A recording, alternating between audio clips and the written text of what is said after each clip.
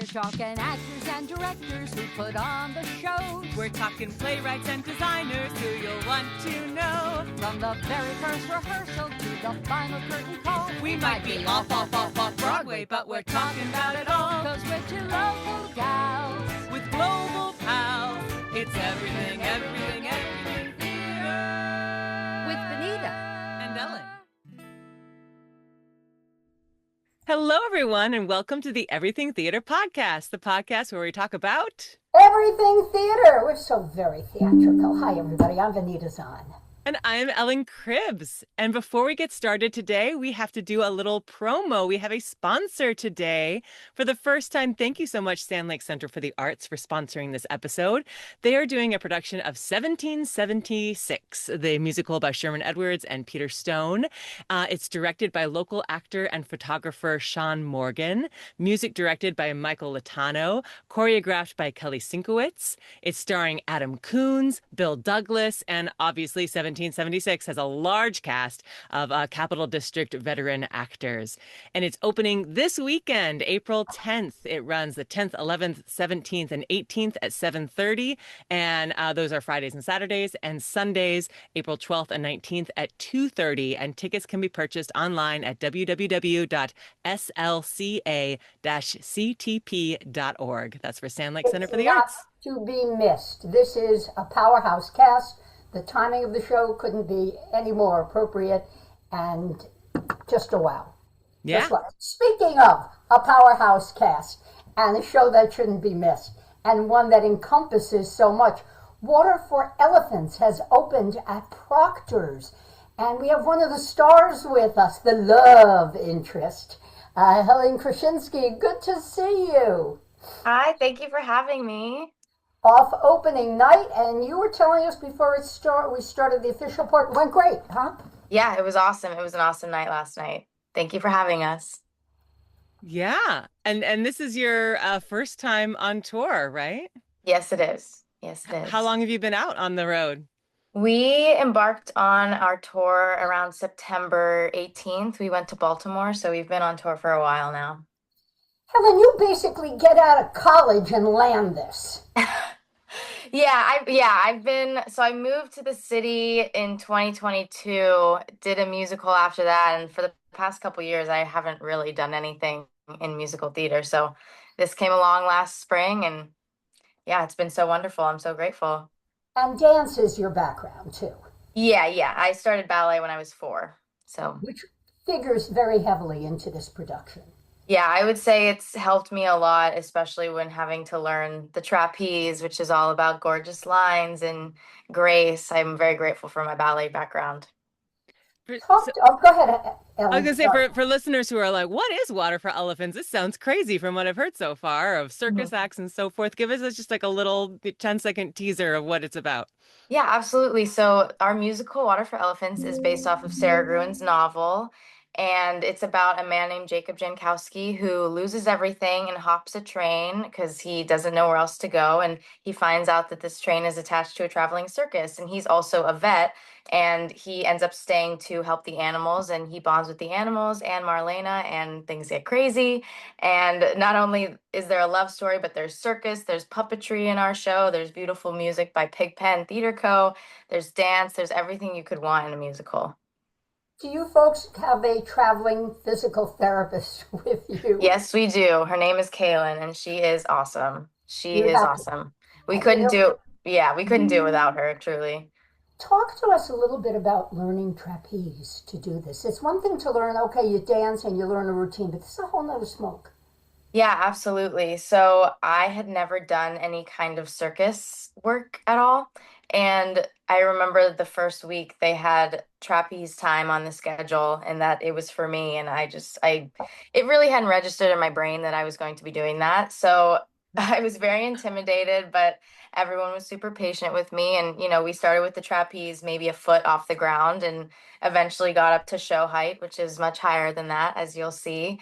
And yeah, it's so cool to learn a new skill at age 25, 26. I mean, I felt like a kid learning how to ride a bike. I was very scared, but you just have to trust yourself and trust everyone around you that they're taking care of you, which is what the show's about too. So Now, would you say that the majority of the cast members are they like musical theater background or are they circus background? What's kind of the mix?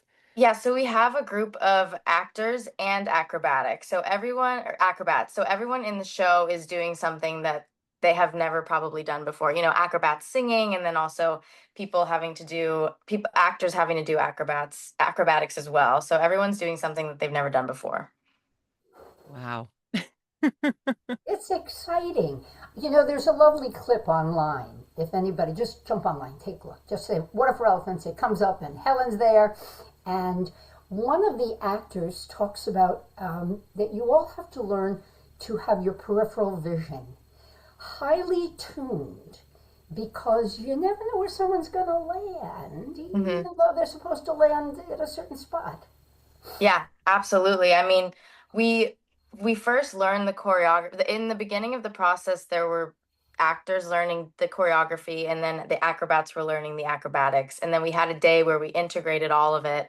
And so we have people dancing downstage left while, Fran has someone on his shoulders or he's throwing someone in the air. So you really do have to be spatially aware. And they made us do that in the audition as well, is they had us face we learned the combination in the mirror, and then they had us face a different wall, so we kind of were more thrown off without being able to see in the mirror, but we were able to, yeah, use our peripheral to make sure we knew what was going on around us, which is very helpful when there's people, flipping through the air next to you.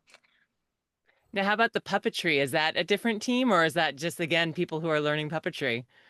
It's people learning puppetry. We had, I would say, the majority of the people in our cast had never done anything like that before either. Like the people who are controlling the elephant had never been inside of an elephant puppet. And, I have to control a horse while I'm singing, have never done that. That's like, you know, a lot going on. And yeah, it's just so wonderful how much goes into making this spectacle on stage. Everyone's doing the most amazing things. Do you do all the shows, Helen, or is there a... you do, okay. Yes, I do. Unless, I'm sick or I have an injury, which my understudies are amazing and our swings are amazing. I mean, we've had quite a few different versions of this show because, things happen and everyone in the cast is really there for each other. So I am in every show, but when I'm not, my amazing understudies are there for me. I didn't know if, there was a planned break, because, and some shows do that Yeah. because of the demands Hmm. of this. What have you learned being on the road? I have learned that routine is extremely difficult to maintain, but I think there's something beautiful with that as well.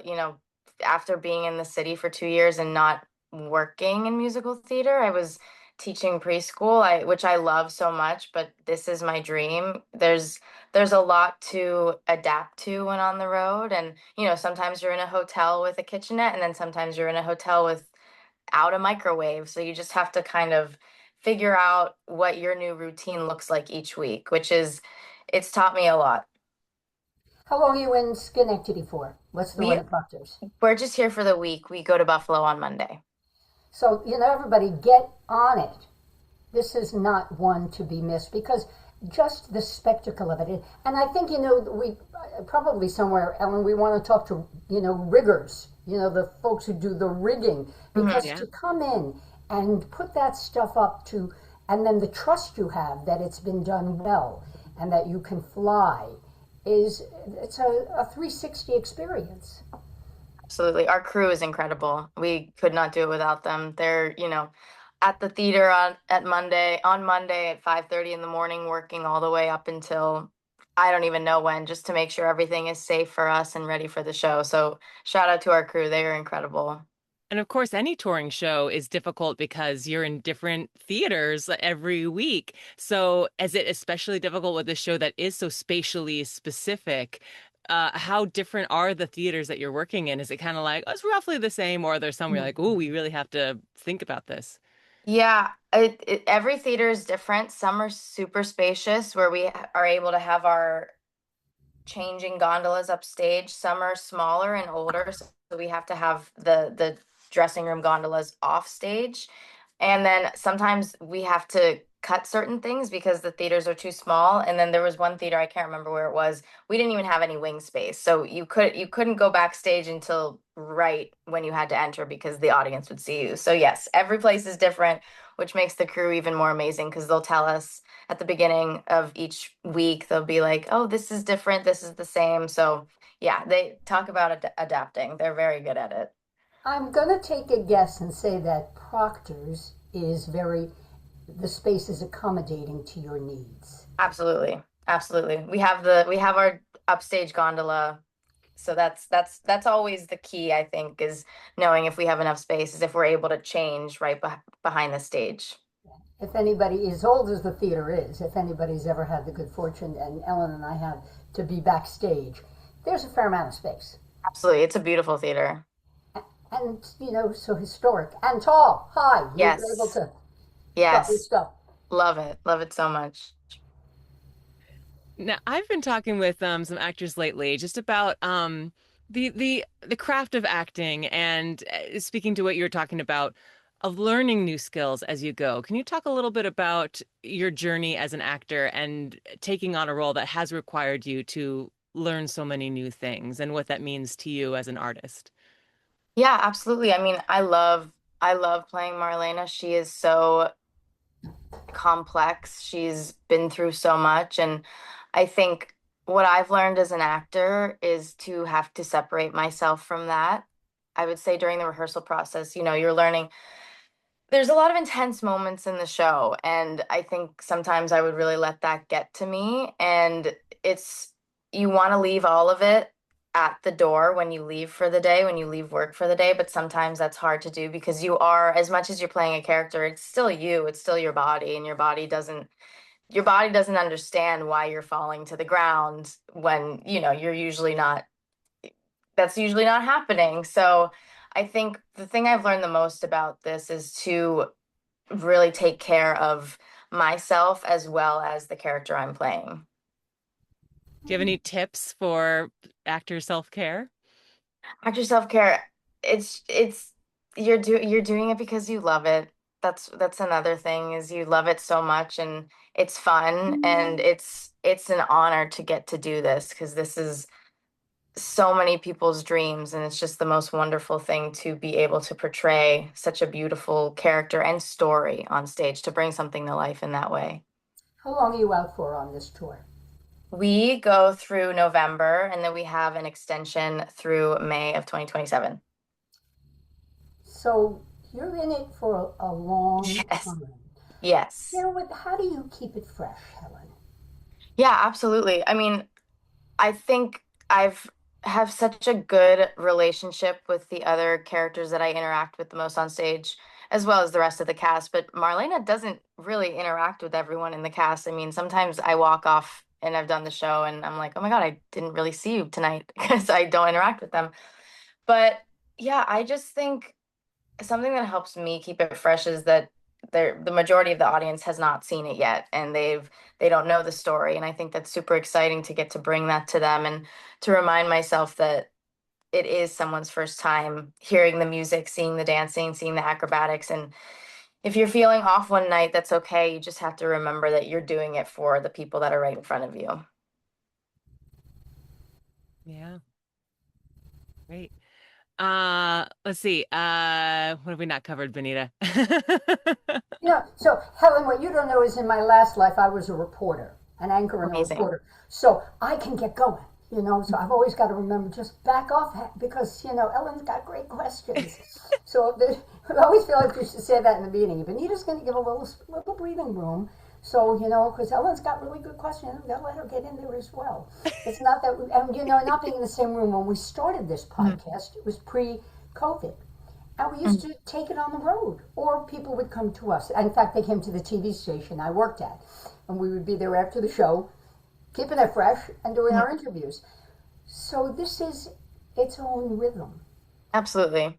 Yeah. And, we're both performers. Hmm. And reading the other performer is something you have to become exquisite at. Hmm. And I would imagine, in the long run, not losing sight of reading the other actor in that moment, Mhm. because every time you step on stage, the energy is different. Yeah. And it's easy to phone it in sometimes, Hmm. even for a moment. But I would imagine in Water for Elephants, phoning it in can be dangerous. Absolutely. You just finished the thought in my head. Yeah, phoning it in can be really dangerous, especially with all the acrobatics going on and the not only do we have that, but we have heavy set pieces that are being moved, things coming down, as you can imagine. So, yeah, I mean, phoning it in is helpful, when you're having an off day, but you need to really be alert because there's so much going on and it's not just about you. It's about everyone. And I think that's another thing that I have learned is it's you have to be on your game, not just for you, but for everyone around you. I imagine you also get audible gasps from the audience fairly Yes. frequently. Yes.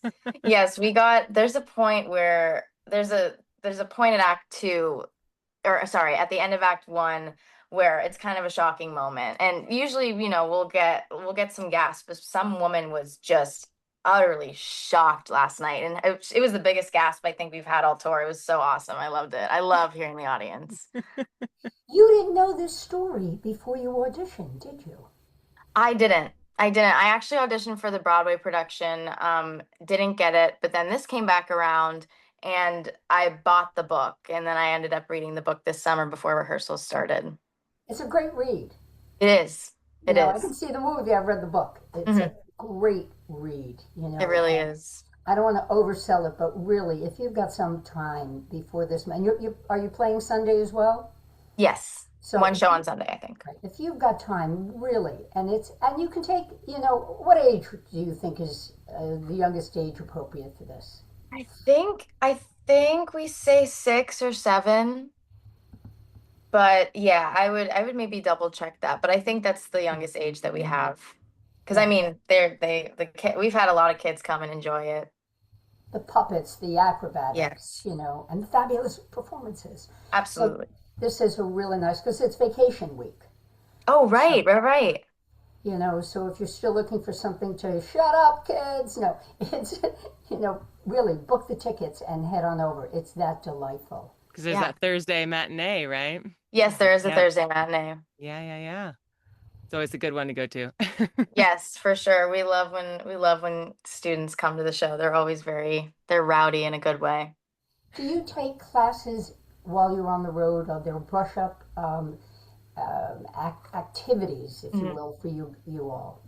Yeah, so some of us take workout classes during the day, and we've had some brush up rehearsals. We'll have some of the directing team come in and watch the show and, tighten things up that haven't been worked on in a while, as well as understudy rehearsals during the days before the show. Like last week when we were in Pittsburgh, we had to put someone into the show, so we had a rehearsal, and then the next day we had to put in right before another show. Yeah. I think, Vanita, we have time for a close-up. Should Yes. we do? Yes. So, Helen, we like to kind of end our episodes with a close-up segment. Mhm. And so there's just some rapid-fire questions about you and your history. Perfect. So, Helen, are you ready for your close-up? I am ready for my close-up. So, what's the moment in your life when you just knew I have to do theater? I was probably in fourth grade and I was watching a musical that my mom had directed at the local high school, and everyone looked like they were having so much fun up there. And I said, I want to do that. So, does your family have a history of theater in them? Yes, my mom was an actor and she now has an acting studio. What did she think when you said, I'm going to go pursue it? Oh, she's over the moon. Over the moon. Over the I'm absolute going to moon. jump in, Helen. What's your hometown? Pittsburgh. So we were there last week. It was the most amazing week ever. It really Did you go to was. Pimenti Brothers, get a sandwich? Oh, of course. Love for Manny's. Love for Manny's. If people don't know, they put everything, They including the do. fries, in the They do. sandwich. It's that. As you were, Ellen. Yeah, what's a play that musical play, whatever, that has had a huge impact on your life, whether something that you've worked on or something that Mhm. you saw that has just stayed with you your whole life? Yeah, I would say I honestly probably Oklahoma. I think I also think there are a lot of similarities between Laurie and Marlena and with that. And I've played Laurie twice, I think twice in high school. And yeah, something about that story and the Dream Ballet, of course. It just kind of is one of those musicals that has everything for someone like me. And the story is really impactful. And I think the music too, the Rodgers and Hammerstein, is just unforgettable. So, What is a bucket list role or roles that you have on your plate? oh, good question. Um, for some reason, I just really want to play Cosette in Les Mis. I did in high school, like in a production, but I just would love to do that professionally. I just think that show is so beautifully intense. What for a silly one, what's the biggest oops that has happened on stage for you? Oh my gosh. Good question. Let me think. Probably a costume thing. I think probably a costume thing or sometimes my wig will get in my eye and I can't like get it out of my eye, so I'll have to do the scene with my eye closed. But yeah, I would say one time my pants got stuck backstage, so I kind of went on with them unzipped. But luckily, I had a quick change probably 20 seconds after that, so I didn't have to be out there without pants for too long or without zipped pants for too long. And what's your biggest advice for someone who's young, starting off, wanting to start a career in theater? Yeah, my biggest piece of advice would be it's discouraging. You will often feel like what you're doing is not the right thing, but you just got to keep going. You just have to keep going. As annoying and corny as it sounds, is you just have to, or you won't get there. But you will get there eventually. There is light at the end of the tunnel. Because you mentioned that Um, you were teaching preschool. So were you auditioning during that time or taking a whole break from it?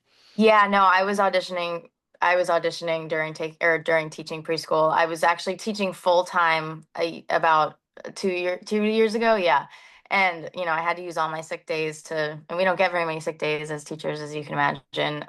But I would have to use those to go audition, or I would have to go right after work. So yeah, it's a hustle So for what do you sure. say to yourself after an audition when you don't get it or that you just like never hear? I put myself out there. They saw me. They know who I am, and that's if they didn't choose me, it's not personal, or at least that's I wasn't what they're looking for, and that's okay. and that's so true. Hmm. You can make it to the final cut and then find out, oh, they wanted a redhead because there's a Yeah, guy they planned on using. exactly. Oh, you're taller than the one that they've already cast, or Yeah, shorter. And it has nothing to do, but to remember that you impressed them to the point you made it to the final cut. absolutely. You're absolutely right. Yeah. Yeah, that will save you for sure. Helen, wonderful. Thanks so much spending time with us. So Of excited to see you. course. Thank I'm you. thrilled for the rest of your tour and whatever else you'll do. And I suppose in a year or the next time we're down at one of the studios auditioning, I'll keep my eyes out for you. Perfect, perfect. I'll see you there. Yeah. Sure, And we'll yeah. have one more hit for the Sand Lake. Absolutely. Go see 1776 at the Sand Lake Center for the Arts, opening this Friday, April 10th, running through April 19th. I know that some shows, I believe the 12th is already sold out. So if you haven't got your tickets, get those tickets because it's a really nice space, but it's not huge. So make sure you get to go see it. And get your tickets for Water for Elephants. And Ellen, you open this weekend too? I do, yes. This is why I'm so appreciative of Helen of doing a 9 a.m. interview, which I'm sure actors do not appreciate because I'm off to a 10 out of 12, which if people don't know what that means. It means I have a 10-hour rehearsal over the span of 12 hours. So 10 to 10 today for Crybaby, which opens on Friday. Yeah. So break legs, everybody. Helen, safe travels, Thank safe you. flying, all best. Thank you all for listening. I'm Ellen Cribbs. And I'm Benita Zahn. See you next time.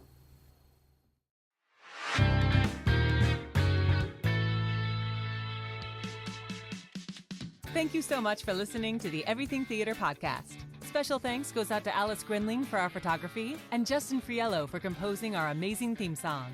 Please remember to subscribe to our podcast and follow us on Facebook, Twitter, and Instagram.